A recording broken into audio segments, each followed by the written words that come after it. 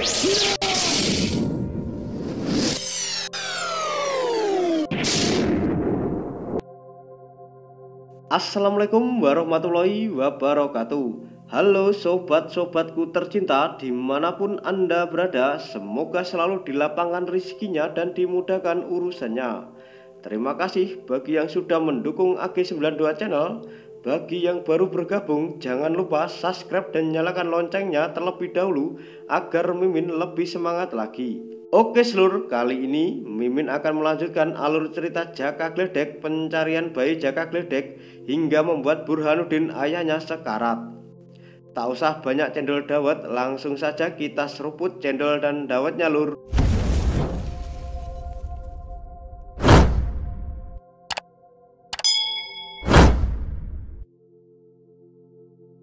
Alkisah diperlihatkan Kiai Makdum yang tengah mencari Haji Ahmad Tan Sui Hong, yang dimana Kiai Makdum mendapati kabar bahwa bayi Jaka Gledek yang telah diselamatkan oleh Tabib Ahmad atau Haji Ahmad tersebut.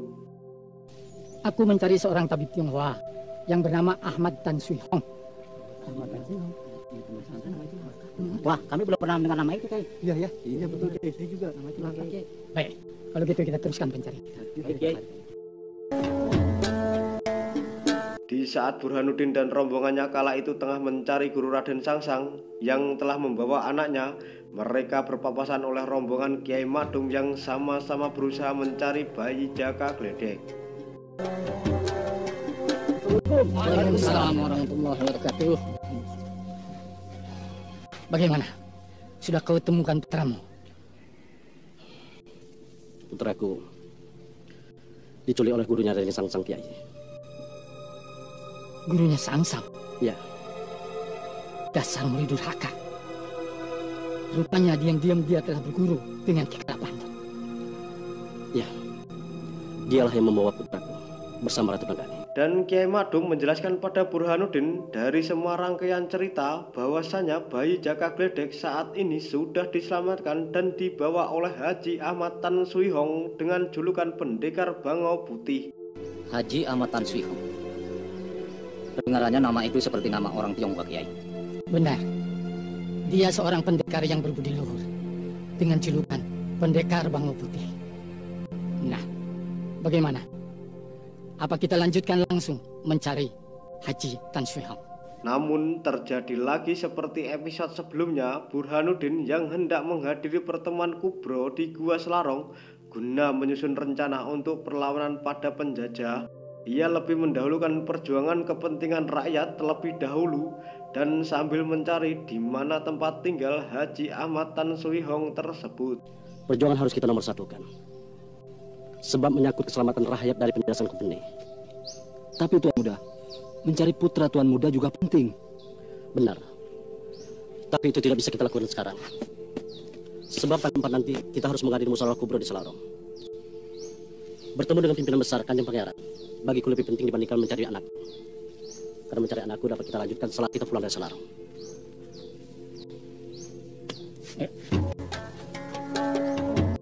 Waktu telah tiba di mana Burhanuddin Radiakso Kiai Makdum turut akan menghadiri pertemuan kubro di Gua Selarong. Di saat itu Ki Sendangkarya tidak turut serta dikarenakan guna menjaga markas Laskar Pejuang dan Putri Ayuni. Terlihat mereka pun hendak berpamitan dan Burhanuddin telah berpesan pada istrinya Putri Ayuni. Jaga dirimu baik-baik, Kakang. Sampaikan salamku dan atas seluruh nama Laskar Perjuangan ini kepada Kanjeng Pangeran. Dan jangan lupa mintakan doa kepada Ki Maja agar anakku selalu dilindungi oleh Allah dan segera dikembalikan ke pangkuanku. Akan kusampaikan. Ayuni, doakan kakak cepat kembali. Jaga diri kamu baik-baik. Setelah kepergian kami nanti, jagalah persatuan dan kesatuan. Dan jangan lupa, rahasiakan kepergian kami dari musuh.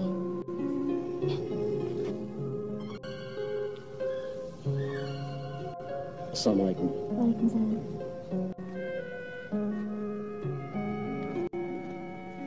Assalamualaikum, Putri. Waalaikumsalam. Assalamualaikum. Terima kasih.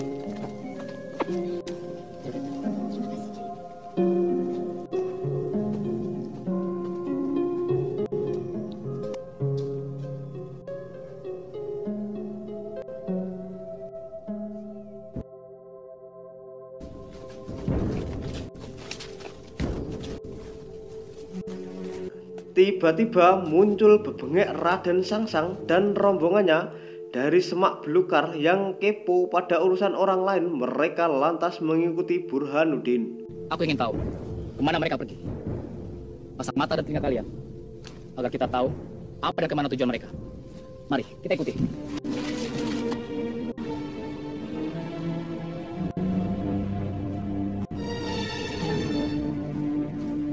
Dan selang beberapa waktu kemudian terlihat dua pasangan sejoli yang mungkin habis ho hihe, yang akhirnya kehilangan bayi Jaka Gledek karena keasikan ho hihe, dan di mana Ratu Nagani masih menyimpan dendam pada Burhanuddin dikarenakan sebelumnya ia telah membunuh kekasih gelapnya yang bernama Jaukaro. Ratu Nagani meminta pembuktian cinta Ki Kala dengan membunuh Burhanuddin saat itu juga.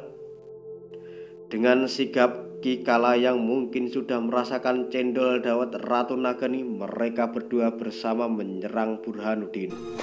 Aku bantu, Kang. Tidak usah, biar aku yang habis sendiri. Kita kan pasangan yang serasi, Kang. Biar setiap pendekar tahu kalau aku berpasangan dengan Kakang. Ya sudah, ayo. Di sisi lain, Burhanuddin yang kala itu tidak tahu menau dari mana arah mereka, tiba-tiba disergap oleh mereka berdua.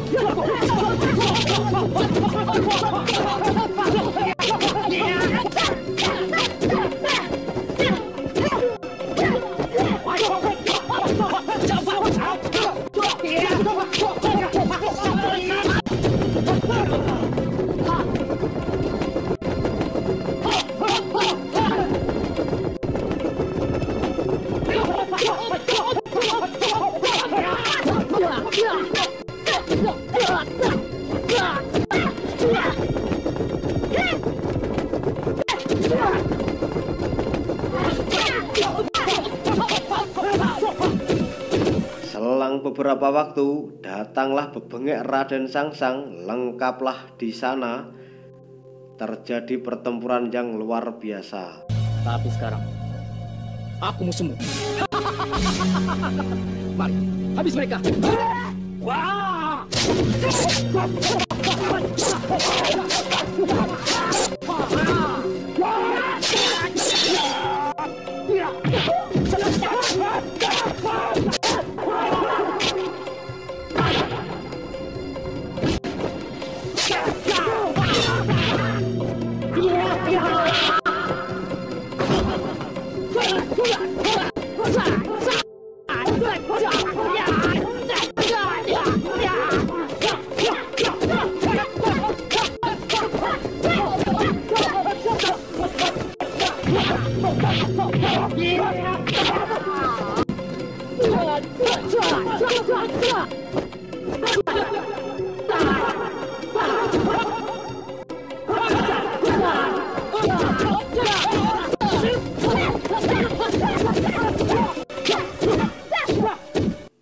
Dan rombongan Burhanuddin yang kala itu hanya 3 orang dan mereka merasa masih banyak urusan. Akhirnya mereka sanggup meloloskan diri. Cepat kejar, jangan sampai lolos.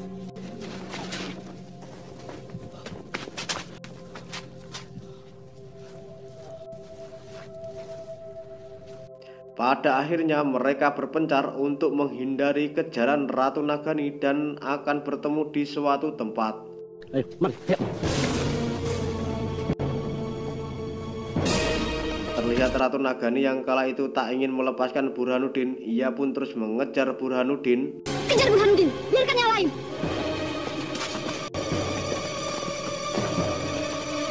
Namun Radiaksa yang telah berpencar tadi tiba-tiba merasa firasat yang buruk akan terjadi pada Burhanuddin. Lantas ia memutuskan untuk menyusul Burhanuddin.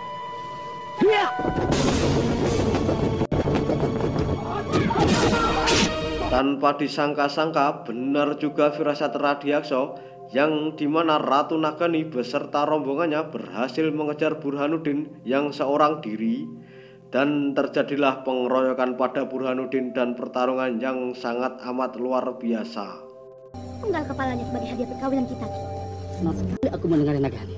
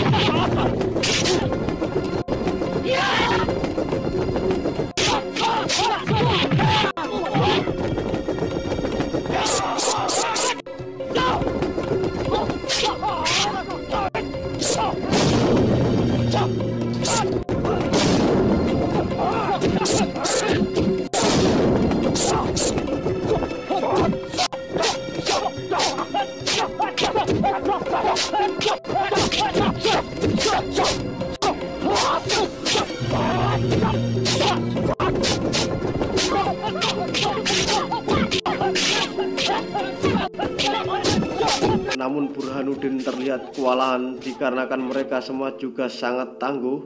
Ditambah lagi Burhanuddin hanya seorang diri. Pada akhirnya Burhanuddin dapat dilumpuhkan mereka semua.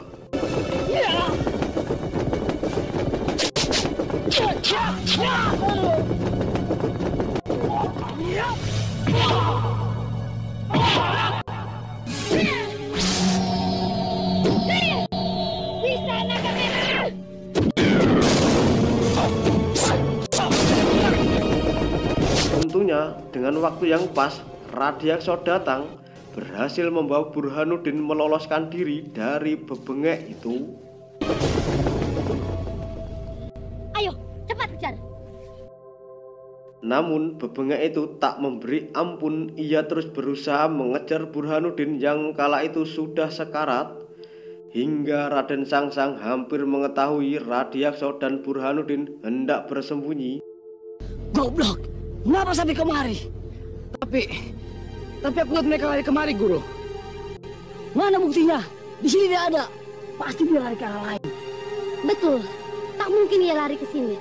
Ayo, cepat kita cari ke tempat lain sebelum mereka jauh.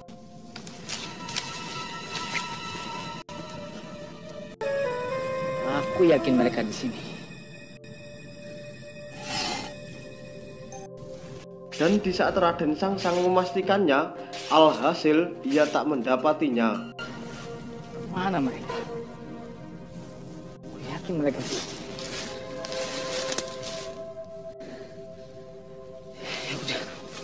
Sudah dapat dipastikan situasi sudah aman dan kondusif. Burhanuddin dan Radyaksa kala itu segera mereka menyusul Kiai Madung dan mencari bantuan untuk Burhanuddin yang kala itu nampak sekarat sekali.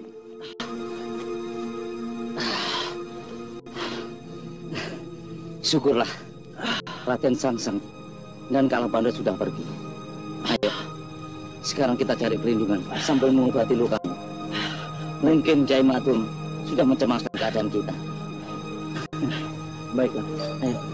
Terlihat Kiai Madum pada saat itu mencemaskan Burhanuddin dan Radyaksa, yang dimana ia belum sampai di lokasi yang sudah di Sherlock. Apa diajak muter-muter sama Google Map. Namun selang beberapa waktu terdengar suara Radyaksa dan Burhanuddin yang telah sampai di lokasi tersebut. Assalamualaikum. Waalaikumsalam. Seketika Kiai Madum nampak kaget dengan kondisi Burhanuddin yang telah sekarat itu, dan Radyaksa menjelaskan kejadian tersebut. Burhanuddin dikeroyok Ratu Nagani dan Kala Bandot, Kiai. Dan aku terlambat untuk menolongnya. Ayo cepat bawa ke dalam.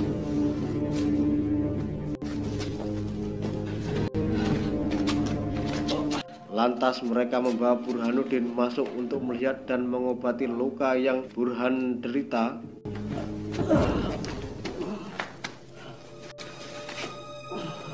Periksa lukanya.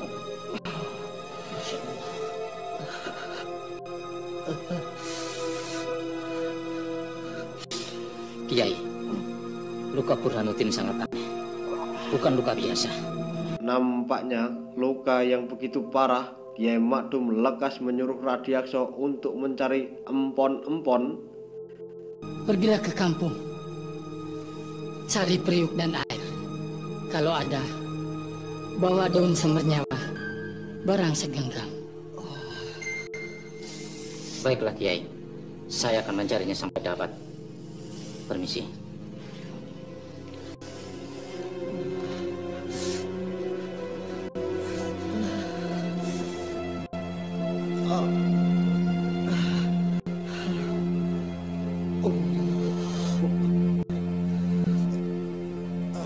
La hawla wa la quwwata illa billah.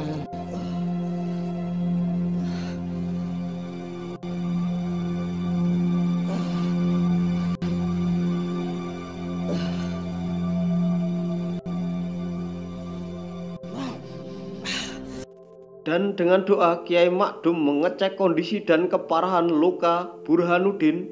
Seketika itu, Kiai Makdum bergegas untuk pergi ke apotik terdekat. Tunggulah di sini sebentar. Mudah-mudahan aku tidak lama. Bertanda Andika. Aku segera kembali.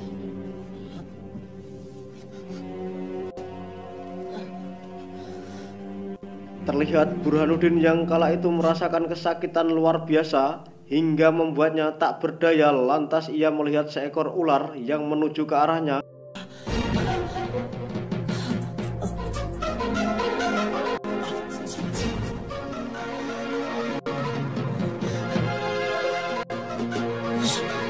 Dengan sisa tenaga yang lemah, ia berusaha mengusir, namun ia semaut dahulu dikarenakan kondisinya amat lemah dan sudah tak berdaya.